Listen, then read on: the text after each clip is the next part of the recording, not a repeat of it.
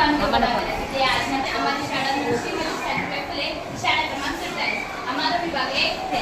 અમારી પ્રોજેક્ટનું નામ છે મિલેટ ખાઓ સ્વસ્થ રહો અને અમારા માર્ગદર્શક શિક્ષિકા છે શ્રીમતી કેરમેન બાર. સાહેબ આપણે તો ખબર છે ને આપણા વડાપ્રધાન શ્રી માનનીય નરેન્દ્રભાઈ મોદીએ આ 2020ના વર્ષને મિલેટ સર્ટિફિકેટ અને આ એક લઈને આવે છે. સાહેબ એનો દિશાને એક માનવ પરંતુ અત્યારે માનવ તેને ધમધમાવીને ગુમાવી રહ્યો છે. આ ગેહું અને ચોખાના બનેલા પદાર્થો ખાય છે. તેથી પેટ બીમારીઓ સામે લડે પરંતુ આપણા હજાર વર્ષો જે આપણા શરીર માટે બહુ ઉપયોગી છે અને આપણા શરીર માટે આરોગ્યપ્રદ અને એવા પદાર્થો જેમ કે રાજગીરા, રાગી, જુવાર, મોરૈયા, કોરી એવા મિલેટ જે આપણા હંમેશા નિરોગી છે. સાહેબ આપણે જે પણ ચોખ્ખા આહારમાં લઈ લઈએ છીએ એનું પ્રમાણ વધુ હોય છે. એનું પ્રમાણ વધુ હોય આપણને ડાયાબિટીસ, બ્લડ પ્રેશર, શુગર એવા માટે અમે આ વિવિધ આધુનિક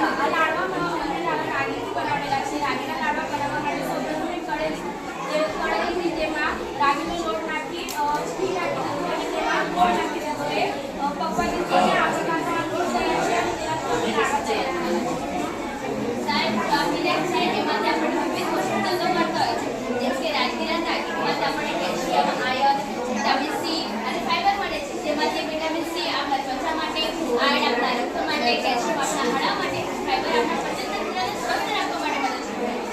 આ જુવાર છે એમાં ફેનોલિક એસિડ, ફ્લેવોનોઇડ, વિટામિન બી અને ફાઈબર હોય છે તેમાંથી આપણા શરીરને તંદુરસ્ત રાખવા માટે તે મદદ કરતી હોય છે અને આ એમાં સંપૂર્ણ પ્રકારના પોષક તત્વો હોય છે. આ મોરેલી છે એમાં પણ પ્રોટીન, કેલ્શિયમ અને આયર્ન હોય છે.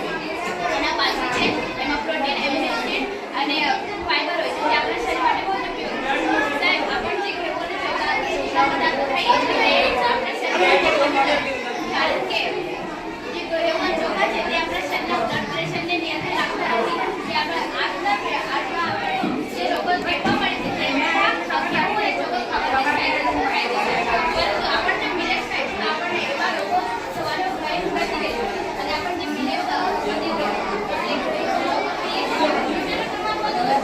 જેથી આપણને વિવિધ રોગો થતા હોય તે બધે મિલેટ છે એમાં રસાયણ તત્વો અને એમાં ફાઈબર હોય છે જે આપણા પાચનતંત્રને અને એમાં